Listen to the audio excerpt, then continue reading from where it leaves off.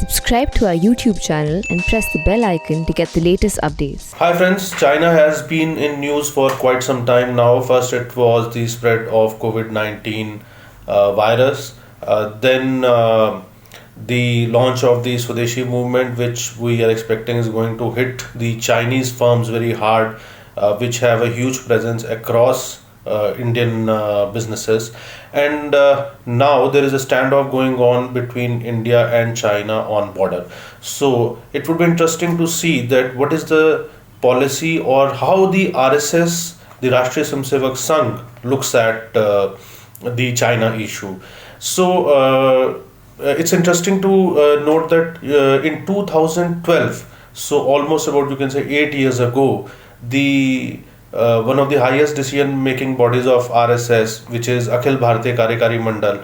So it passed a resolution in its meeting in Chennai, and the content of the resolution shows the vision of the organization vis-a-vis China. So I quote from the resolution, which cautioned the then government, the government at that time about China.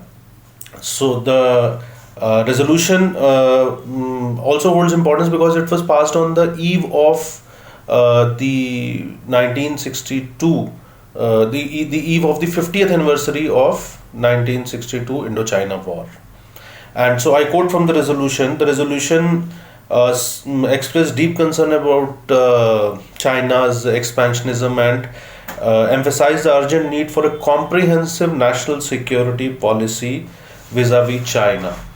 And the resolution said that the deep penetration of China in vital sectors like energy, information and communication technology, industry and commerce in Bharat, and its designs to divert our river waters are a serious cause of concern. It also underscored the threat from China in the field of cyber technology and communications.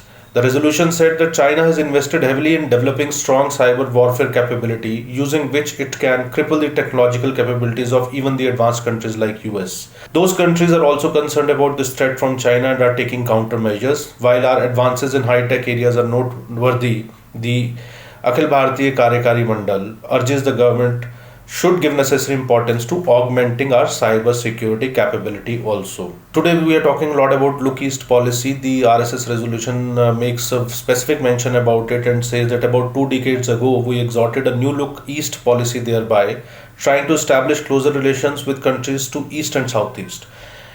And we have all along been the champions of peace in the world, but in order for us to achieve these lofty ideals, the government, the Akhil Bharatiya Karyakari Mandal of the RSS, urges the government that it should learn lessons. It's very important. I think we should listen to this carefully. The RSS resolution said specifically that the government should learn lessons from the 1962 experience and give highest priority to developing a comprehensive national security policy vis-a-vis China. Now, much has been said about the then Prime Minister Pandit Jawaharlal Nehru's role. The way outcome of the 1962 war was influenced by Nehru's decisions. There's been a lot of criticism of Pandit Nehru from various quarters, but we will not go into that. We would rather see basically what was the RSS doing at that time. So in 1950s, RSS Sarsangchalak MS Golwalkar, who was also known as Guruji, so he had specifically cautioned the government on several occasions that the kind of China policy it is pursuing is not going to pay results, and India should be wary of China. But the then government did not pay heed to it, and we paid a huge price.